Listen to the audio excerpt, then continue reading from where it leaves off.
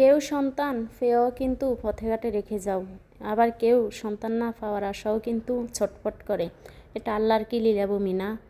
কেউ পেয়েও হারিয়ে ফেলে, আবার কেউ না পাওয়ার আশঙ্কা করে। এটাই হলো সন্তানের মর্মতা। কিছু কিছু মায়েরা সন্তানকে ফেলে চলে যায় অন্য জায়গায়, বা পরিস্থিতির শিকার হয়ে কিন্তু অনেকেই চলে যায়। এটা আমি বলবো না একান্ত মায়ের ব্যাপার, কিন্তু তারপর অনেক মায় কিন্তু বাধ্যগত হয়ে কিন্তু সন্তান ফেলে রেখে চলে যায়। এমনি এমনি কিন্তু কোনো মা এইভাবে চলে যায় না। যাই হোক, কিছু মা আবার এমনিতে নিজের সুখের আশাও চলে যায়, যেটা বলার বাহিরে। এটা আর কি বললাম।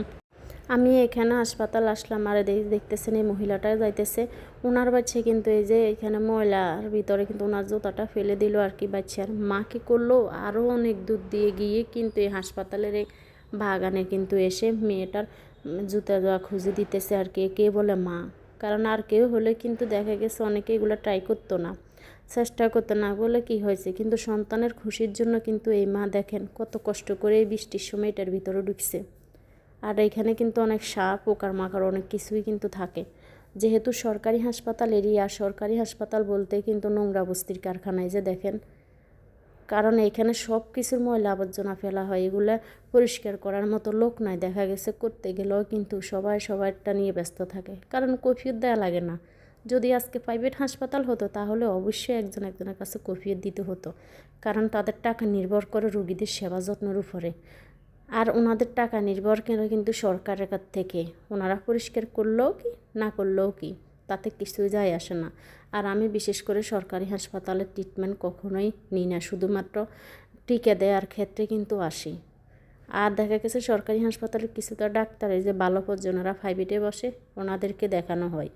কারণ সরকারি হাসপাতালে যারা এই নোংরা পরিবেশে থাকে, সুস্থ মানুষ আসলেও কিন্তু অসুস্থ হয়ে যায়, কারণ হাসপাতালের এই রকম একটা অবস্থা। এটা আর কি। যাই হোক, এটা হলো কিন্তু স্কুল, আমার ছেলের স্কুলে আসলাম আমার ছেলেকে দেখতে। ও আজকে টিফিন না আনা নাই, এই কারণে ওকে টাকা দিতে আসবো আর কি। আর দেখতেছি এটাতে কিন্তু আমি 5টা বছর কেটে গেলাম, এখন আমার ছেলেকেও দিতেছি, আমার ছেলেও পড়তেছে। আলহামদুলিল্লাহ এই প্রাইমারি স্কুলটার পড়ালেখাও কিন্তু অনেক ভালো, আমার লেভেল থেকে দেখতেছি আর কি। প্রতি বছর এখান থেকে 10-12টা কিন্তু বৃত্তি পাই, যেটা আর কি। আর আমার ছেলেও কিন্তু আগে কিন্ডারগার্টেনে ছিল, এখন এই বছর প্রাইমারিতে আনলাম। প্রাইমারি পড়ালেখা ভালো শুনে বা চাপ নিতে চাই না, এই কারণে বাচ্চাকে আসলে সবার সাথে মিশে বুঝে আনন্দ করার ব্যাপারেই কিন্তু প্রাইমারি স্কুলে দেওয়া।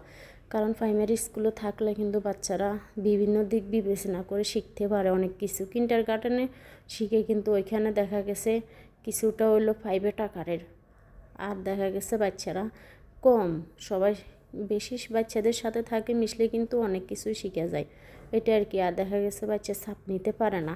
আগে দিছিলাম, এখন কিন্তু তাদের অনেক বিষয় বাড়তির কারণে আমার বাচ্চা চাপ নিতে পারতেছে না, যার কারণে আমিও চাইতেছি যে আসলে ওর এই বয়স আমি ওকে এত চাপ দেওয়াটা আমার উচিত হয় না।